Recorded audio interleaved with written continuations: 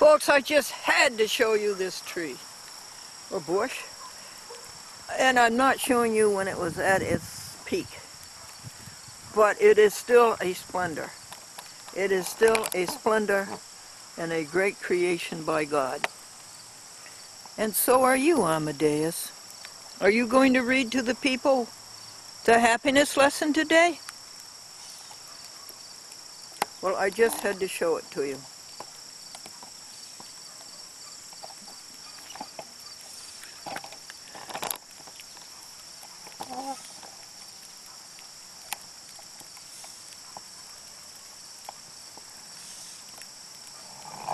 And it's raining, and I don't know how much longer we can stand it, and I'm just another drip.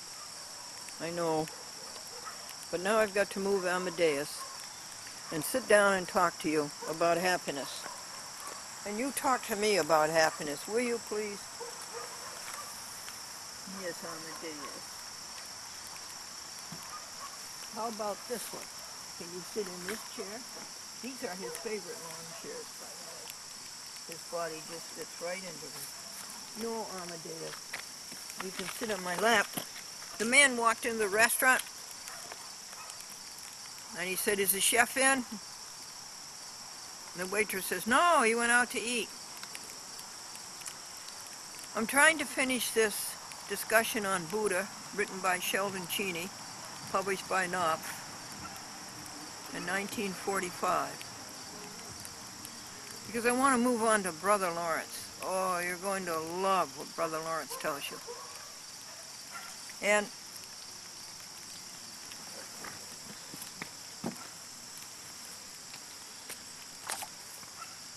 it's taking me forever to do this, but it doesn't matter. I guess we have forever, right?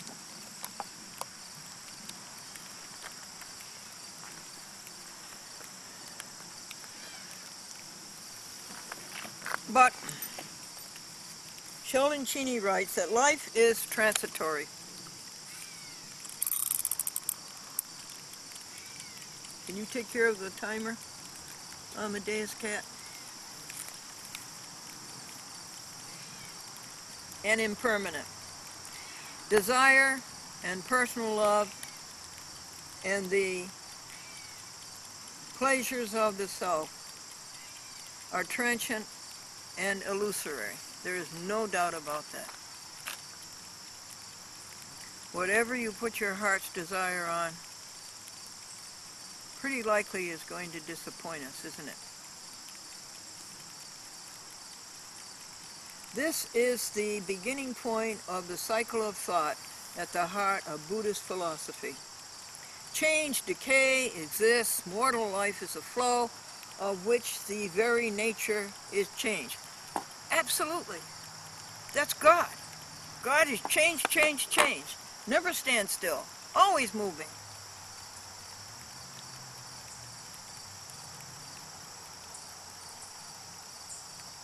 Sorrow results from attachment to the things that decay.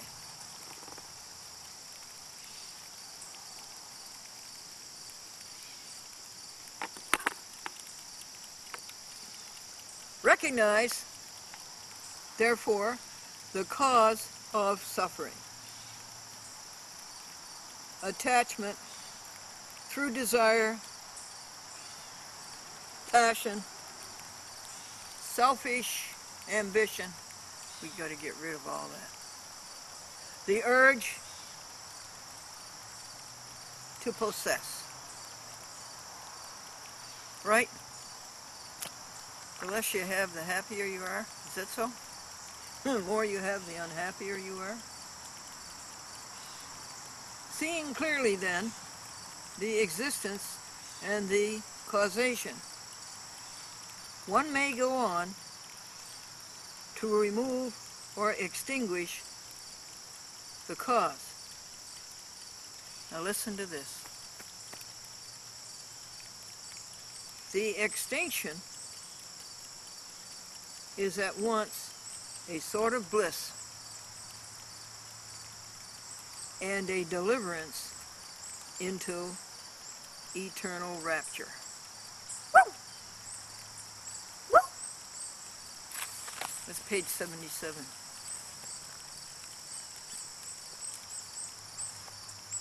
Bliss and rapture. Those are very elevated words for our word happiness, right?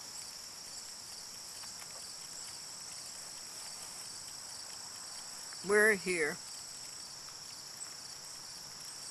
to talk about happiness. And you and I have an agreement that I will do everything I can to make you happy, and you will do what you can to make me happy. Folks, do you know anybody who has serenity? Do you? I think I heard you clearly. No. I have asked and asked and asked. Do you know anybody who has serenity? No. No. No. No. Well, I don't either.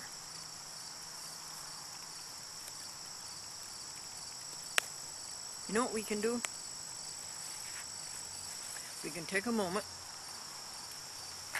and we can set the stopwatch and we can close our eyes and we can say, we are going to be serene this moment. We're not going to let anything in at all. No selfishness. No thought about self. Nope. Nope. This moment is all God's. Nothing about ourselves.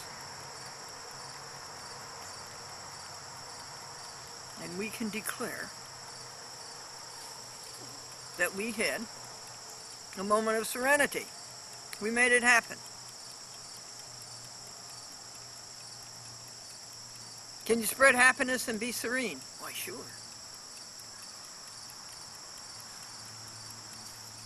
The sign in the restaurant window said, "Don't make fun of our coffee. Someday you'll be old and weak too." Unlike Hinduism or Brahmanism, this, in its purest form, is a religion without gods, priests, or rites. No supreme deity is recognized, nor any supernatural or miraculous power, except of the sort that every person may attain by exercise of his or her spiritual nature. The brothers in the Buddhist order have no priestly authority or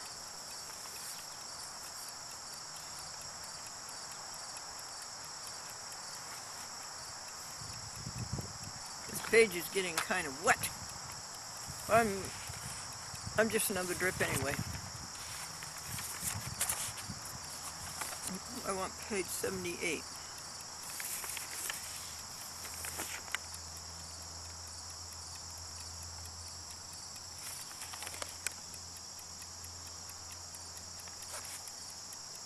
Here it is. No priestly authority or function. They preach and counsel, but they administer no sacraments. Lay members are their own guides. A light has been kindled within. Over and over and over, Buddha said, be a lamp unto yourself. And doesn't that sound to you like Jesus Christ? Don't hide your lamp under a bushel. And the Blessed One, there is no lifting of the burden of sorrow and mortality by an outward agency. The Buddha does not bring deliverance. He has shown the path. The pilgrim's own effort leads to emancipation. Now, will you be mad at me if I tell you that I like that? I like that. I like that. It's between you and God. And when you listen to Brother Lawrence, you'll see the supreme height of that reached. It's your own personal conversation with God.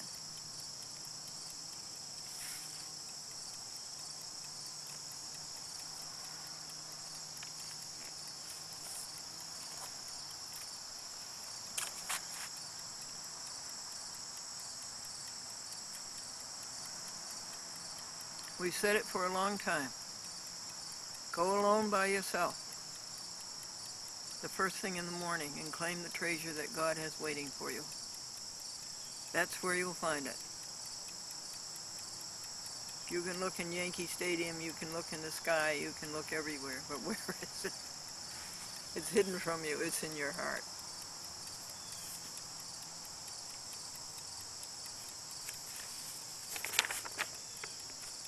Now,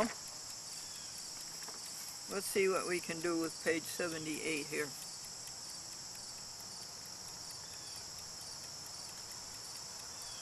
Since there is neither God nor the intercessors, there is no worship. Especially forbidden is sacrifice. Oh yeah.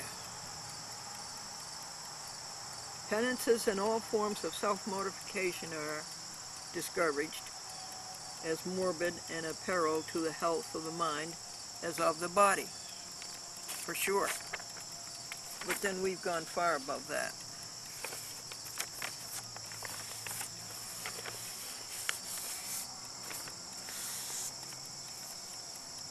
Departing from the Brahman faith again is the disbelief in a persisting self. The soul, at the end of a series of rebirths, at the end of a succession of lives, is extinguished in the boundless light of nirvana. Okay, again we say, you make the present perfect. All we really have is the present moment. That's all you and I have, is the present moment. You make that moment perfect. Henceforth, the future is going to be perfect. And you don't think about the future, you just think about the present and perfecting the present. And it applies to the past.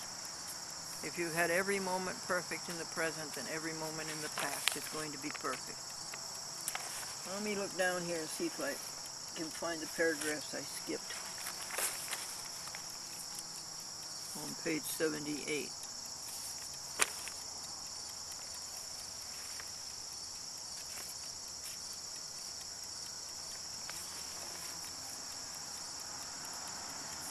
Now the papers are stuck to the asphalt.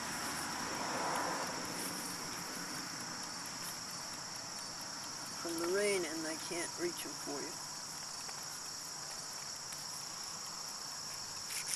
The man, the chief executive officer, was out on the golf course, and he says, "Caddy, why do you keep looking at your watch?" The caddy says, "This isn't a watch, sir, it's a compass."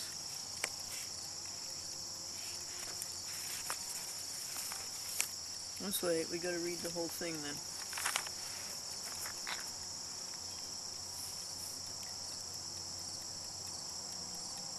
The self has no more abiding reality than the other appurtenances of mortality.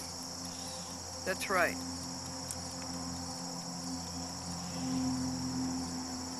And I don't like to think of myself in heaven because that's more selfishness and that's more self.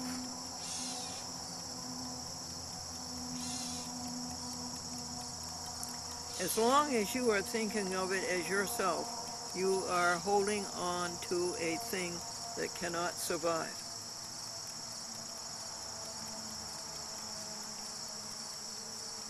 If one renounces worldly life for a holy life, and I'm all for that, are you?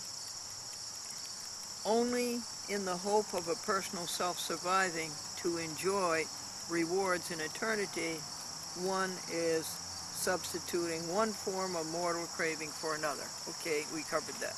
Anyway, we're not going to think about that. We are people in the present, and perfect present makes a perfect future. The average person impelled by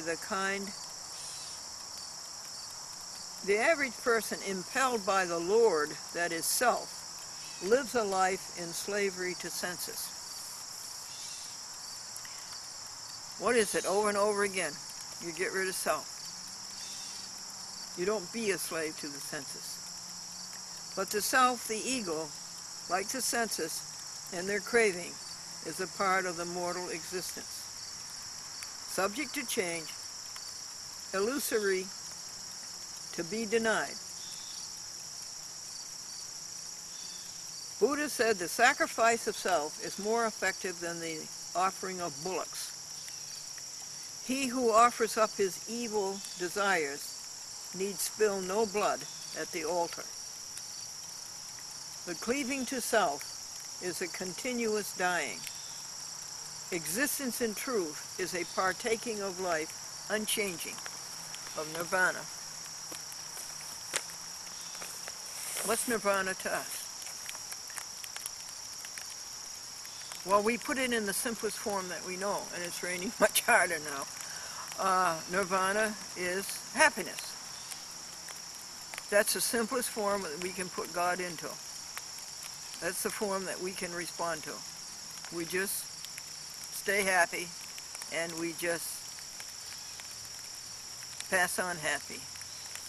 With God we go to spread the joy of life. We win each day the happiness of love.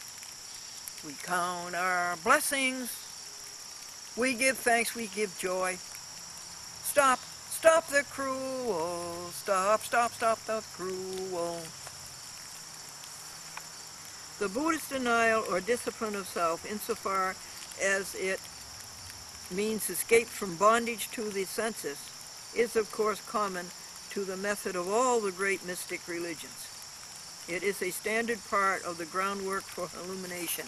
I love that word, illumination. And I send pulses of illumination to you people in Rye. A man called up yesterday and says, Glendora, I'm watching your program on TV in Rye. And he was indeed. They played every 3 hours. And indeed he was. And I'm telling all of the people in Rye and the police commissioner and all the other unhappiness there, I send you pulses of illumination, understanding, wisdom, happiness, joy, peace, greatness, attainment, accomplishment, victory, vitality, vigor, and health.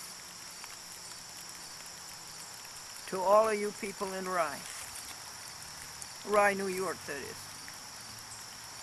Expensive Rye, New York. A shack in Rye, New York costs about $500,000. Rye is on Route 1, the Atlantic coastline. It's the last town in New York, isn't it? Yeah, or is that Port Chester? And then it goes into Connecticut. It's along the Long Island Sound. That's for you people out in Chicago. Equally, the Buddha discounted reason as other than a mortal, instrumental thing, as do the mystics in all ages. Not reason, intuition. Not reason, intuition. Intuition. Where do they all get their information? From the same source. Who? Let's write about reason. Reason passes, but wisdom endures, the Buddha said. One must reason from a premise, but truth has neither beginning nor end. Hey, that's good. That's good. Hey, we made it up to page 79. The chapter on Buddha goes to page 85. This is Happiness Lesson 19, by the way. Is it a lesson? No. This is a chat with Glendora, and this is a happiness chat. A very wet happiness chat. This is good. This hat is plastic. Look at the water on it.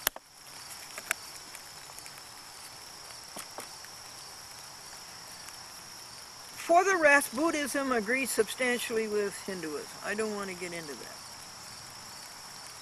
The doctrine of karma, that I certainly take into my heart, don't you? You do good and it comes back and blesses you. You do evil and it comes back and kicks you where? Right in the gluteus maximus. I believe in karma. And Christ put it in Matthew 7, verse 12. It couldn't be said better. Do unto others as you would they do unto you. That's karma.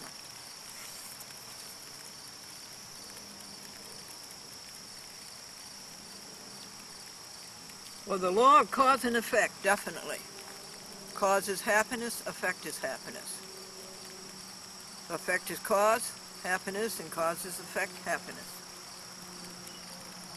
As applied to human conduct of recompense for good and evil action is of the very texture of all faiths. A man's karma is his balance of righteousness and unrighteousness. What's righteousness? Being right with God. Of merit and demerit, according to universal love. How are we doing on that universal love? Compassion for all living things. Do we love all? Is the heart pure, folks? How are we coming on that? It is the resultant of his moral doing, his or her moral doing, the turn of one's thoughts and deeds and their consequences. People, in being evil or good, affects the whole balance of the universe. Well, I'd rather be good than evil. Look at this poor paper. It's getting saturated.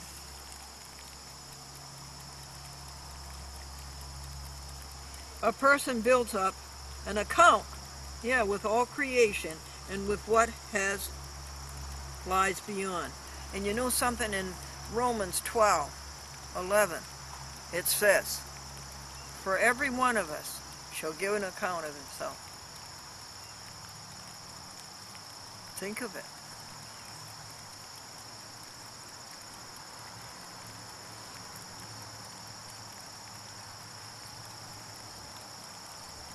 A person develops a character, continuing and gradually being perfected through all incarnations. I don't know about this incarnation. His treasury of virtuous acts is all the person takes with him at death. Okay, let's go back. We're not afraid to die. And what we're going to take with us is not the concern right now. The concern right now is to make this moment perfect. This very moment we're going to make perfect. You and I, we're going to do that together. I'm glad to have you to work with on this. The doctrine implies a wider application of the familiar truth, you shall reap what you sow. Yeah, who said that? Yeah, Jesus Christ.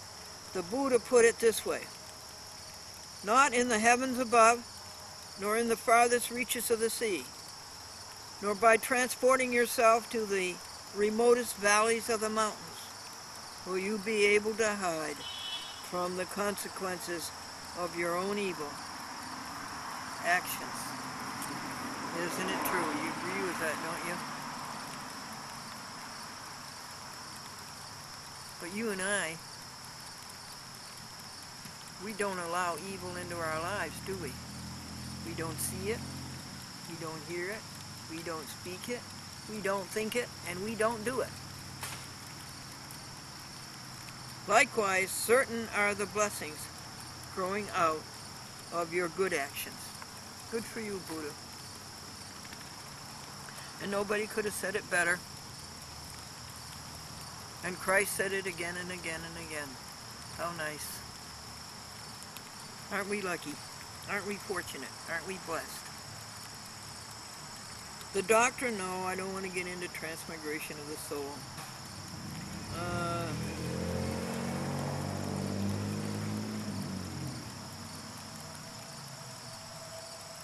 Let's get down to it.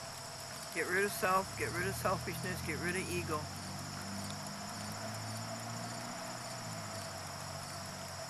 And I'm sitting out here in the rain.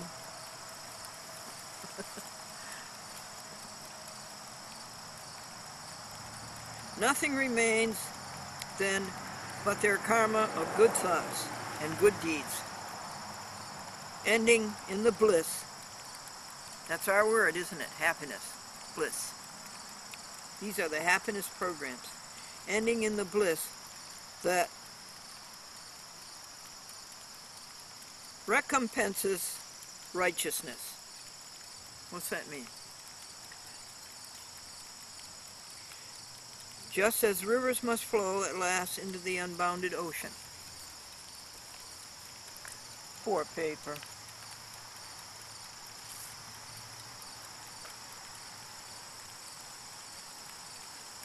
You're going to hear noise in 2-3 minutes, folks. Don't be scared. It's the alarm. Television is run by the clock. And here is Amadeus. Oh, good Amadeus. Could I have the papers you're sitting on first? I just wanted you to see the snowball tree. That is the most magnificent creation. Look at that, folks. Look at that.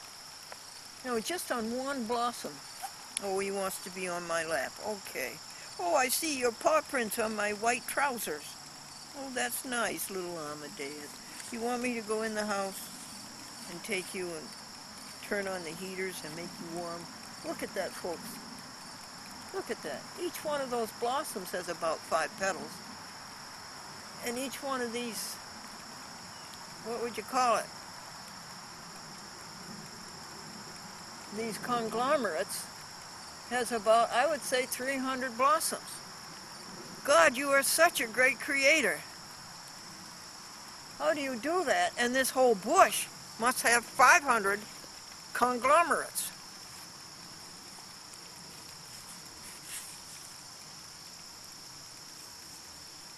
We're on page 80. The doctrines of karma and transmigration of rebirth, that we don't get into, but karma we love, lead to an ethical code among the most admirable devised by man. More detailed and regulatory than the Taoist, yet suggesting Lao Tzu in its emphasis upon non-interference, it is less particularized than the Christian moral code. More stress is laid on getting one's intention right. Yeah, Buddha said over and over again, as long as your heart is in the right place. More responsibility is put upon self-discipline. Indeed, indeed. Conquer yourself. Conquer yourself. I need help with that. Can you help me? Buddhist morality is perhaps the most humane, and compassionate of all. That's number one with me. Compassion. Compassion for everybody, particularly for the animals. Well, we gotta go now. Let's see if we can finish this paragraph. Compassionate of all the widely practiced systems. The Blessed One gave point to his teachings when, coming with a group of monks upon a person who they said was too loathsomely ill. That's awful. To be nursed or touched. How horrible. There's no such thing, a person too ill to be nursed or touched. Buddha himself bathed and tended the dying man. You betcha. Okay, we gotta go. Oh, I know, we forgot the music. Well, it's a good thing. The rain would ruin the CD player. I guess I could sing you a hymn.